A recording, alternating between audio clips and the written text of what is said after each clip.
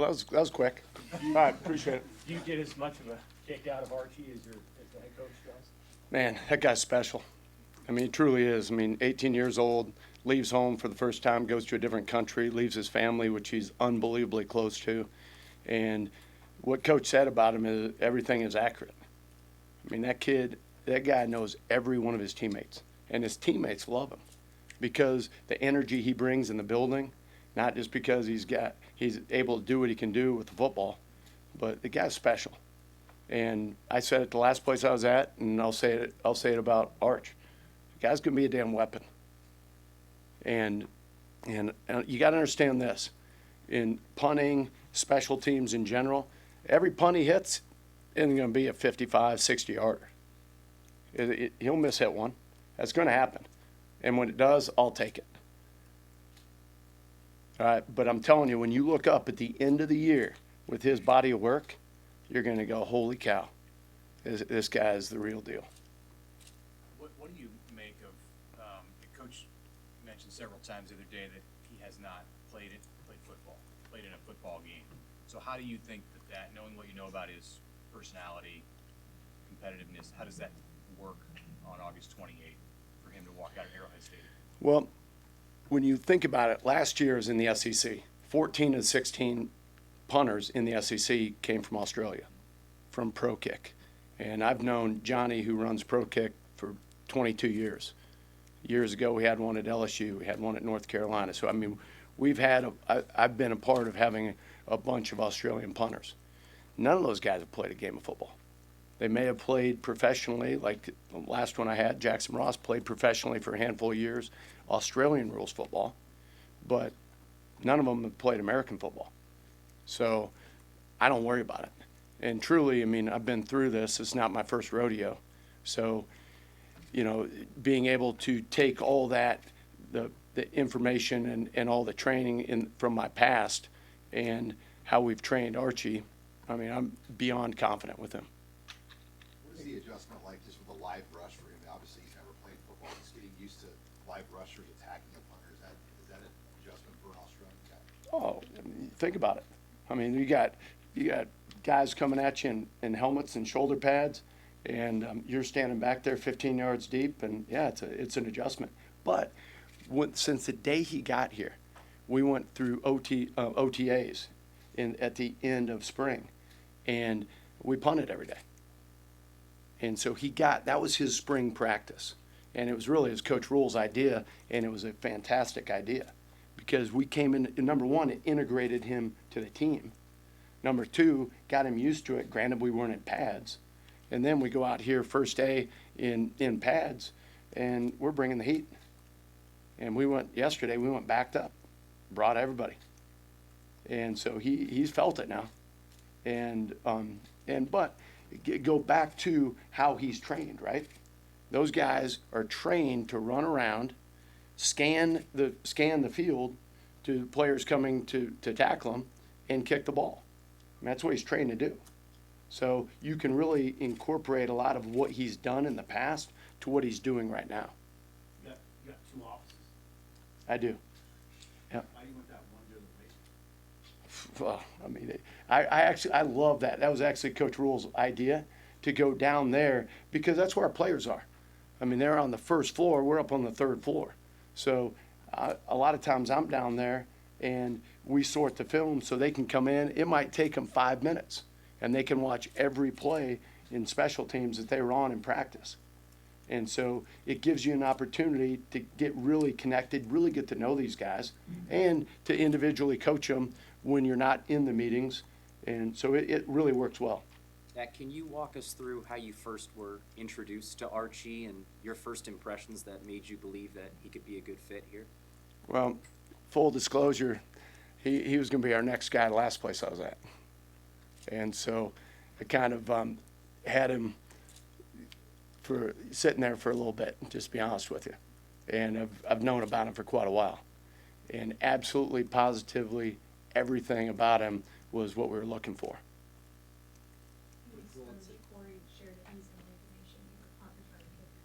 What excites you about his mentality and adding him to a special teams unit?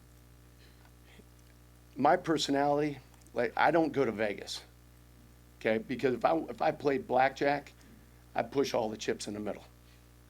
So I respect that. And y'all are sitting here, I would expect to be the best journalist in the country. We don't go out there to mess around. So for him to come up and say, I'm gonna lead the country, I mean, I ought to be his mentality. That's my mentality. You know, and it comes back to our head ball coach. I mean, think about if I was in a dark alley, okay, and there's 4 guys coming at me, I could pick one head ball coach to be with me. It'd be our guy. I'd say, Coach Rule, you got those 3, I got that one. We'd be just fine. Back to Ja'Cory for a second. Not many guys have the enthusiasm as he does for special teams, just going out there like he does, cheering on everybody. Do you know where that comes from, and what about that mentality with him excites you? Go back to doing this for 23 years.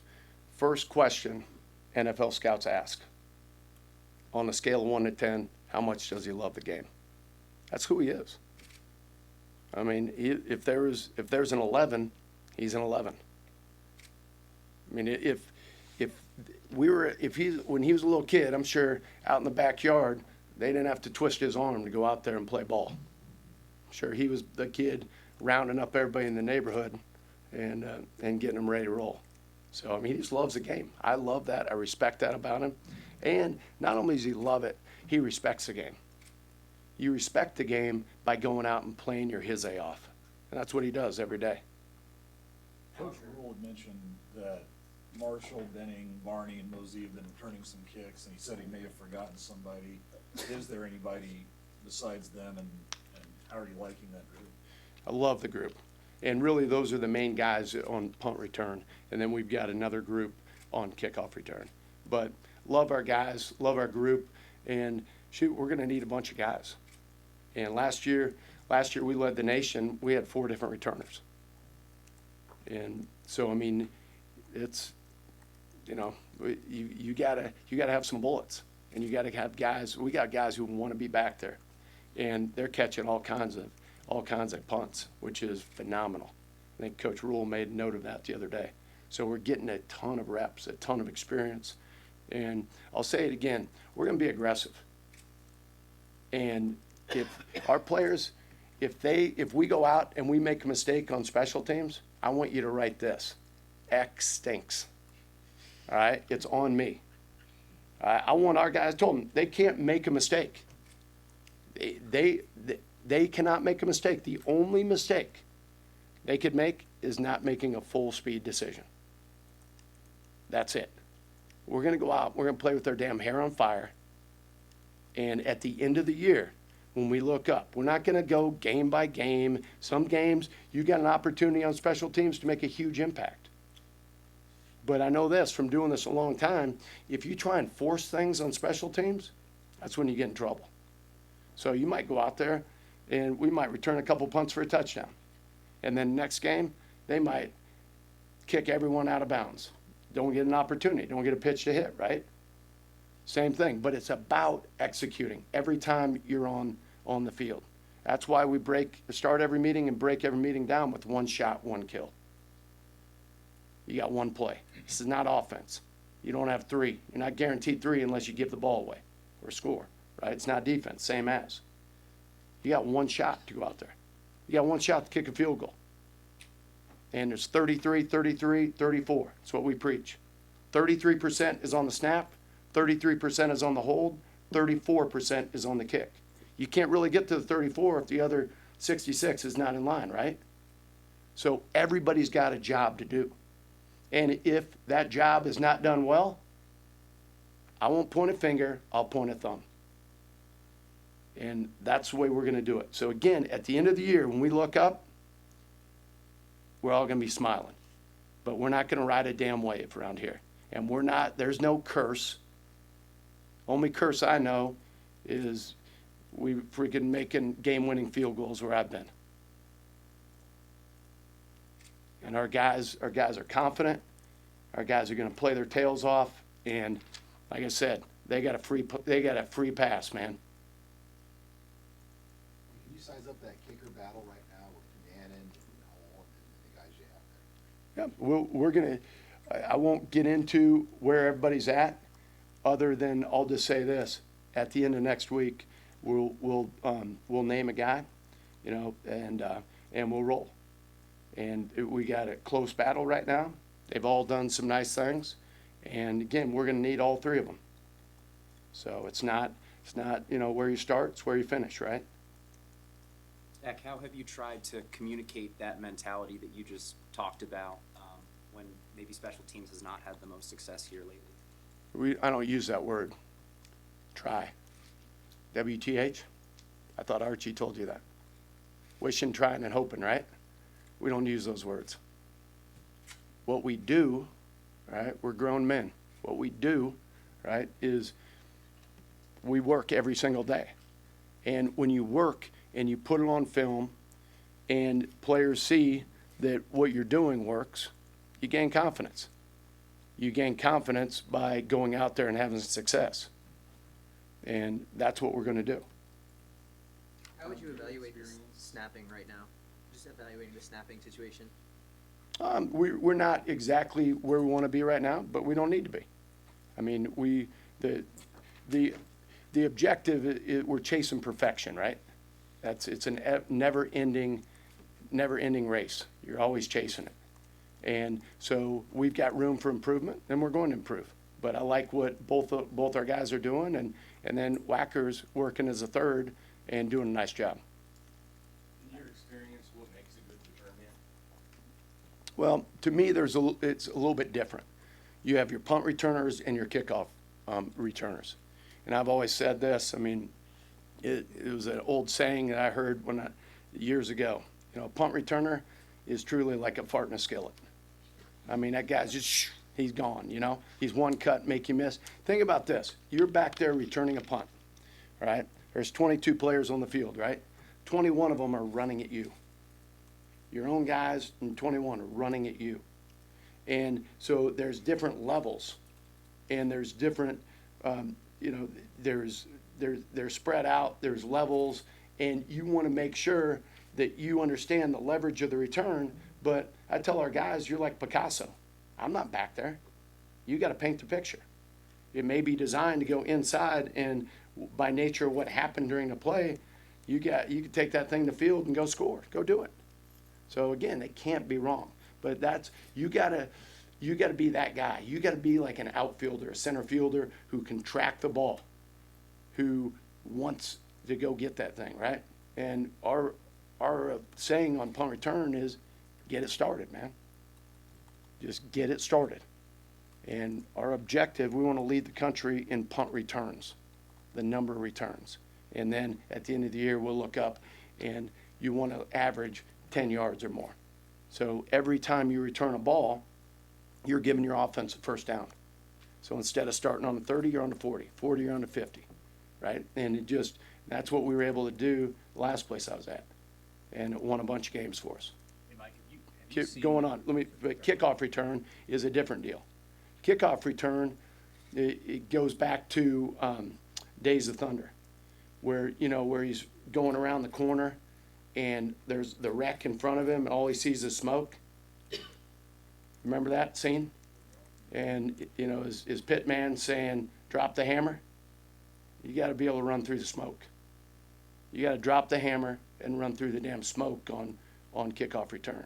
So it takes a little bit different guy there. Hey, Mike, have you seen a progression among the specialists in the special teams coverage and return units to take on the intensity and mentality that you bring to special teams through this since you got here in February up until now? It's been phenomenal, to be honest with you. I mean, our team, and it goes back to our head coach, we probably have the most disciplined team in America. I mean, these guys are taking notes in every meeting. We put up a depth chart, we go out on the field, and everyone's exactly where they're supposed to be. We talk about a technique, and we show it up on film, we walk through it, we go do it live, and it's magic. I mean, these guys do it right, but that's not what I've done. I mean, I've taught them, right? But the infrastructure, right, that I walked into was amazing. And it goes from the head ball coach, and then it goes, all our strength coach, Corey Campbell's best I've been around. I mean, just the whole, so many different levels. So I'm just beyond excited. I'm excited to get out there and see these guys put it on tape.